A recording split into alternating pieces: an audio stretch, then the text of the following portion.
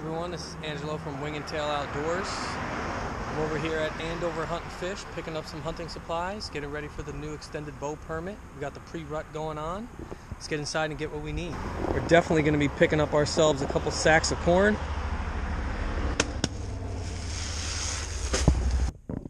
So we just left Andover Hunt and Fish. We were able to get our license for the extended bow season in New Jersey. The pre-rut is here. We're able to get ourselves 2 bags of corn. We're gonna go bait up a couple different spots that we're gonna be hunting. Hopefully we can get another deer down in New Jersey before rifle opens up in New York. November 16th, we're gonna be heading up to New York. We're gonna be hunting with the rifle, where we're hoping to get the second leg of the Tri-State Trifecta down. We're gonna be hunting in New York, hopefully till we can get a buck, and then we're gonna be headed to Pennsylvania. So stay tuned. We're gonna get ourselves ready for this next season.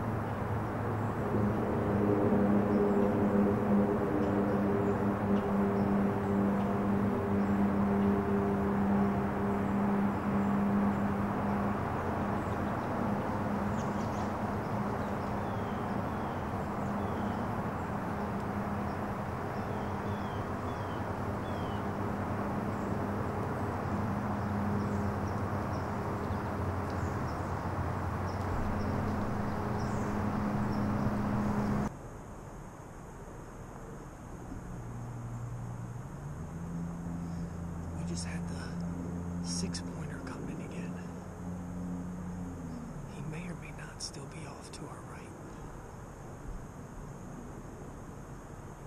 We've got a small group of does feeding behind us. I just started to get cold. The sun's coming up behind us.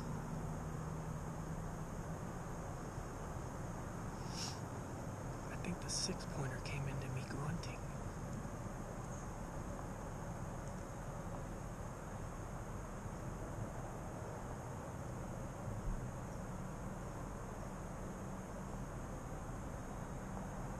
These does are hung up at about 65 yards.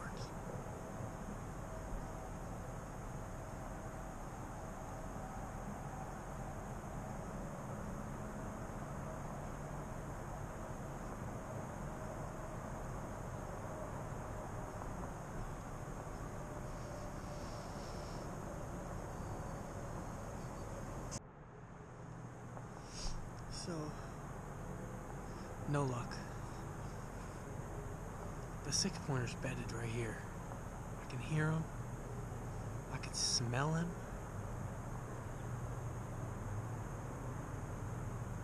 We watched him kind of feed around in there a little bit, and then he kind of disappeared, but he never popped out on the other side. So, I think he's bedded down right in there. We had some does working behind us this way. I've got this trash all behind me here. Kind of keeps them from coming up right on me. has some funnels coming out in front of me. I think this might actually be more of a night sit. But I just wanted to try this spot. It's different. We've been hunting the buck nest. We had success there. We shot the 7-pointer. The 7-pointer that was walking around with this 6-pointer.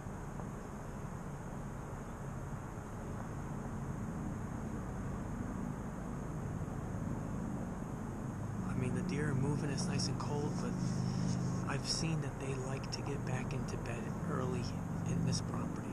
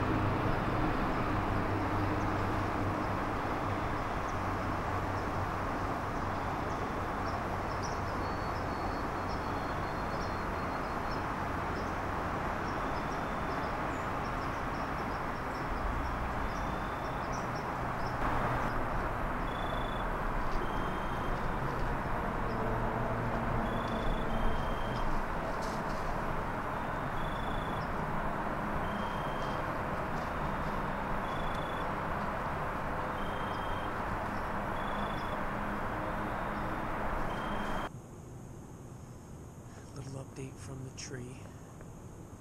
We saw road rash on Saturday. Came in on our weak side, the same trail that the 7-pointer walked in on. Never gave us a shot. He just knew something was up. I think our wind started to shift as the sun started to set. He came in with a little bit more light than the 7-pointer did. The 7-pointer basically came in with minutes left in the shooting light. Road rash came in with like 10 minutes left and basically stayed there until the light faded and then walked off. He just hung up about 10 to 12 yards max on my weak side. I just, with the saddle, I just couldn't get a comfortable shot at him. Standing the way that I was, I would have needed to turn my back. I got a new thing I've been using. I'm not using it now, but it's supposed to be able to help me shoot off this side. We'll see. We'll talk about it if it's important later. No wind today. Pretty much no wind. We've been seeing much more movement on windy days. We saw some, I think they were does. I think we had like 4 does, small group of does walk in today. This is where we originally saw Buttercup. Haven't been in here in a while. I actually shot the very first doe of the season about 40 yards away from here. So just wanted to do a checkup. I think what I'm going to do is I'm going to get down and do some more scouting in this area before I get back in the woods for the afternoon. It's very crunchy, very loud. I'm going to have to take it slow, but I'm kind of almost hoping to bump something because it's pretty thick in here. It's a lot of overgrown, nasty briars. And we just need to get stuff moving around, you know what I mean? Get stuff a little uncomfortable. And then we'll see where they like to hang out, and then we'll make a plan and go in and get them. He or she. You can see fur. I see fur getting ripped off. This is as close as I can zoom in.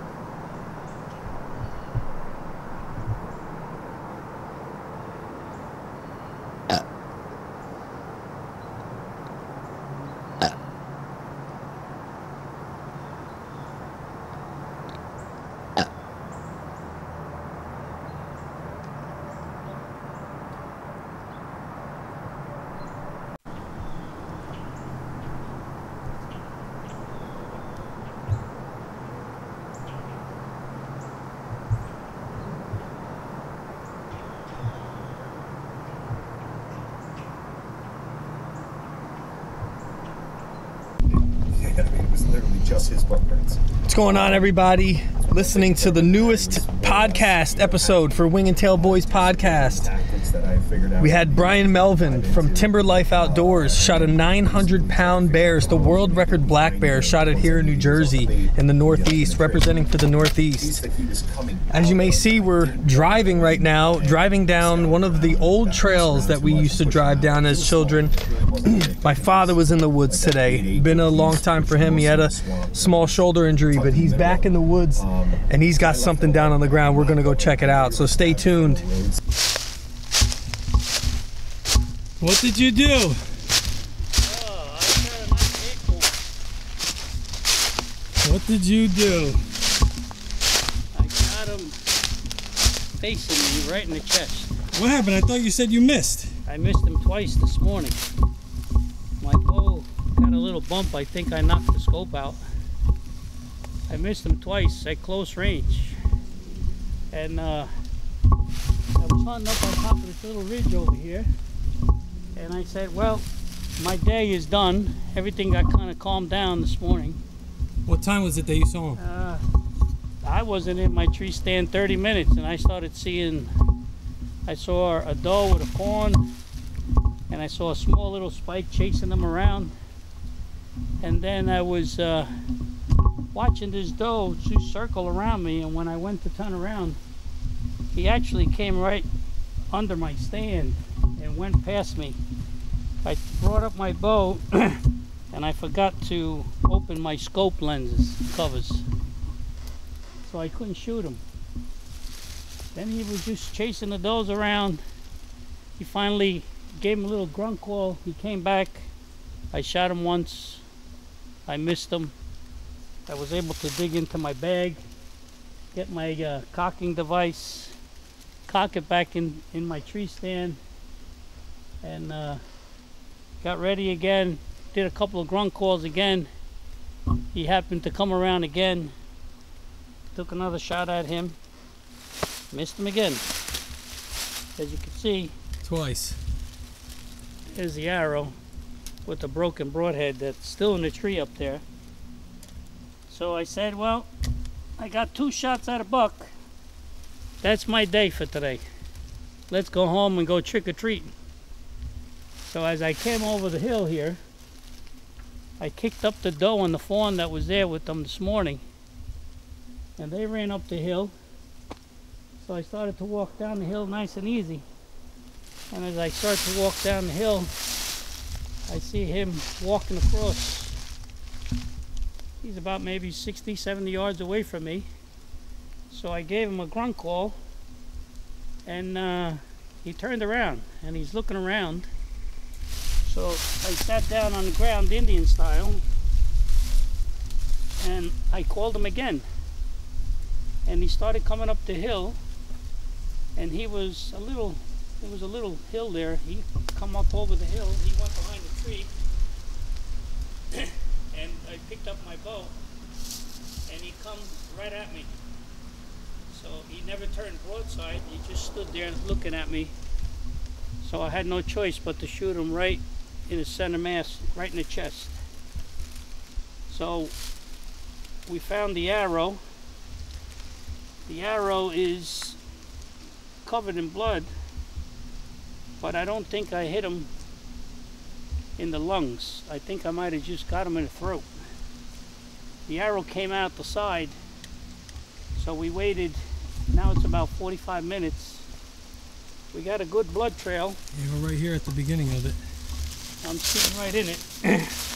As you can see, he's spitting out quite a bit of blood, but I don't see any bubbles. So we gave him a good 40 minutes. All right, let's follow. And he's actually going in the direction we want to go, because that's where our truck is.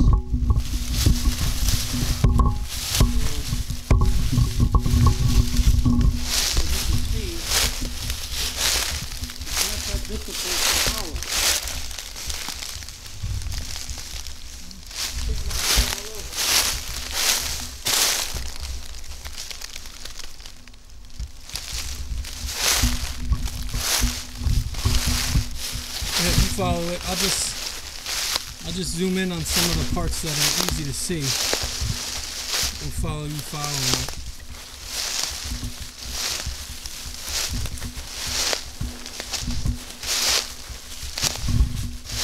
Yeah, he's really, this shouldn't be difficult to follow.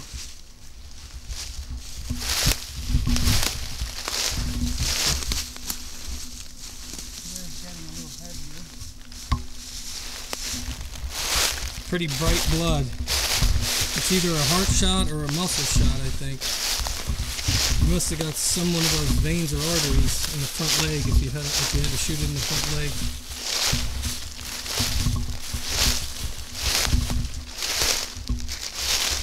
Usually the muscle blood's a little bit darker than this. I want to glance up here before I start going down the hill, just in case I'm going down.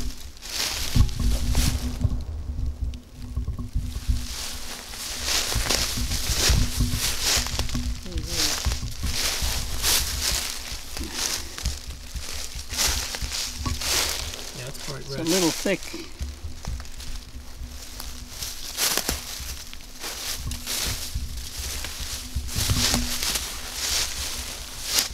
These are all the stars. Oh, yeah, look. You found them? You stumbled There is here. my truck.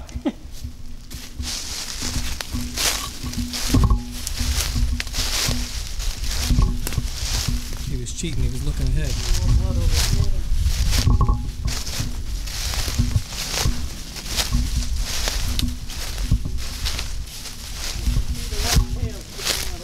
He said he sees the white tail. Oh, I couldn't see. He was in the way of me. He cheated. Yeah. He looked ahead. That's not how you follow a blood trail. All right, let's go see.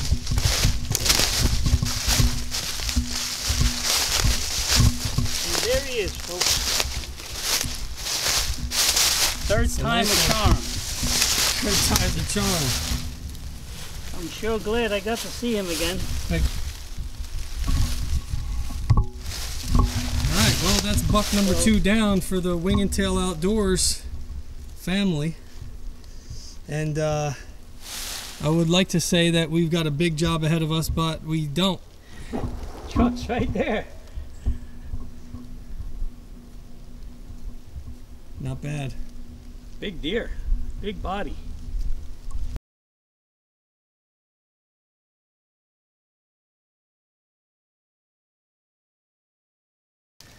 Thanks for watching, guys. This is another Wing and Tail Outdoors production. We have a nice buck here that my father was able to harvest. Just wanted to say thanks again to Andover Hunt and Fish, sponsor of the channel. Anything you need from licenses to hunting apparel, used guns, new guns. If you want to transfer guns over there, that's good too. Live bait, fishing tackle, all types of stuff for the outdoors. Give them a check out. We can be reached on our podcast at the Sportsman's Empire Podcast Network. That can be also found on Apple Podcasts and Spotify as well. Check us out there. We just recently had a video with Brian Melvin. Shot the world record black bear, 900-pound black bear here in New Jersey. Check out that podcast episode. And, you know, keep lookout for our YouTube videos. We're now posting all of our podcast episodes on our YouTube channel the day after they air on the Sportsman's Empire Podcast Network. So just keep a lookout for us. Any support that you have for the channel will be greatly appreciated. Please like and subscribe. And remember, success is just a commitment away.